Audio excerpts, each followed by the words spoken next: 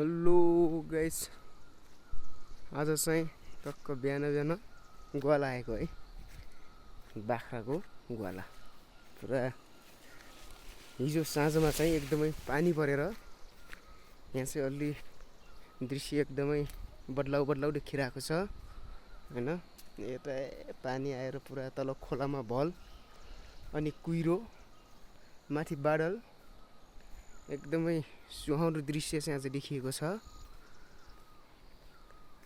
हेर्न सक्नुहुन्छ यहाँ चाहिँ एकदमै खतरा खालको छ क्या।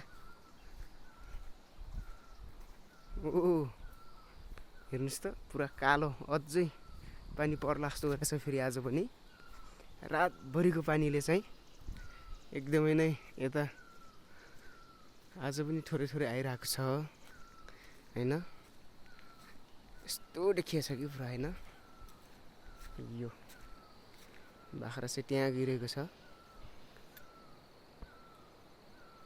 यहाँ चाहिँ बाख्राहरू, म चाहिँ ग्वालामा आएको। यतादेखि अब गइरहेछ बाख्रा चाहिँ।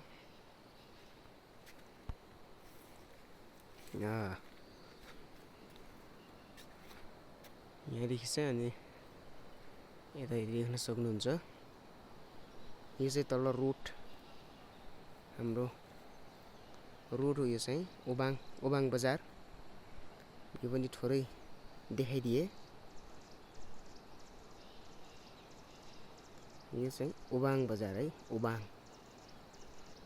अनि यस्तो छ, यो चाहिँ मेरो गाउँ।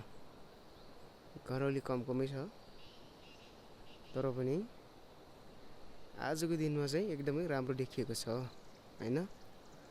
पुरा एकदमै परहरू छ कि यता चाहिँ एकदम पहाडहरू हैन। यस्ता खालका दृश्यहरू चाहिँ देख्न सकिन्छ यता है। हेर्नुस् यस्तो छ। यता चाहिँ हामी बाख्राहरू डुलाउने, गाईहरूलाई चराउने क्रम चाहिँ सधैँ जारी रहिरहन्छ हाम्रो यता।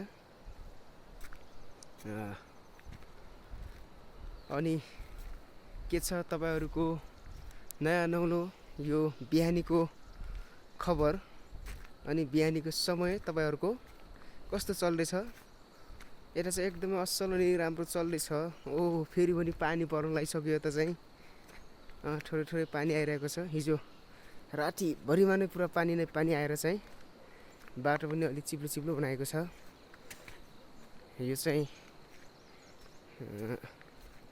रोड बाटो हो। यो चाहिँ यता चाहिँ यताबाट रोड भएर चाहिँ बाख्रा पर चराउनु पर्छ। हेर्नुस् पुरा एकदमै पुरा कुहिरो लागेर हैन। एकदमै चाहिँ आज दृश्य नै परिवर्तन गरिदिएको छ क्या हैन।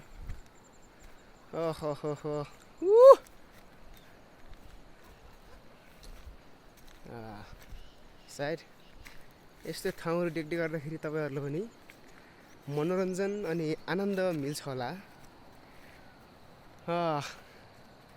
हेर्न सक्नुहुन्छ यहाँ चाहिँ पुरा पानीले त पुरा परिवर्तन नै गर्दैछ नि आजको माहौल हैन।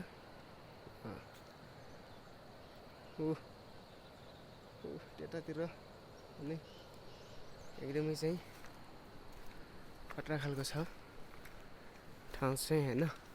यस्तो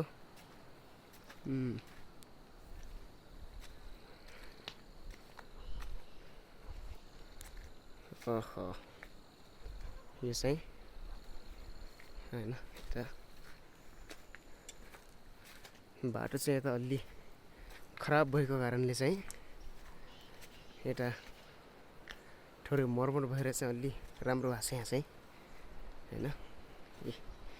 यहाँ चाहिँ एउटा राम्रो खालको आकृति बनेको छ क्या। पुरा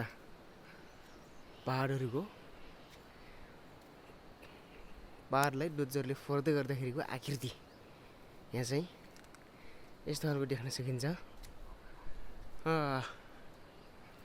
हेर्नुस् पुरा यसरी काटेर आएको छ क्या। यसरी काटेर चाहिँ बल्ल यो रोड निर्माण भएको हैन।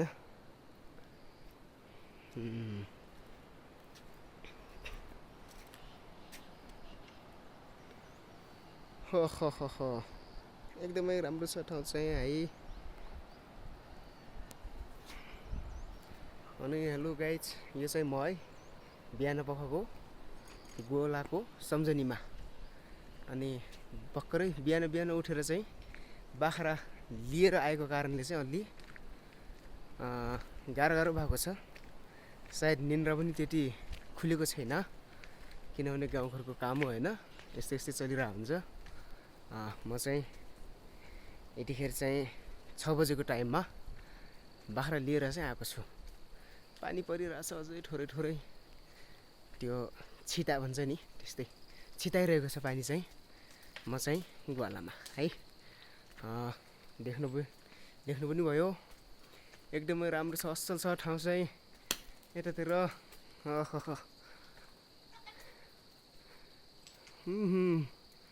यहाँ चाहिँ साना पाठाहरू उफ्रो गएका छन्। एकदमै अलि भयानक खालको पनि छ यता चाहिँ। हेर्न सक्नुहुन्छ गाइजहरू, हेर्न सक्नुहुन्छ यता। पानी लगभग ठुलो नै पर्यो। अब गाह्रो पार्ने छ सबै बाख्राहरू, अनि मलाई अलि गाह्रो पार्ने भयो।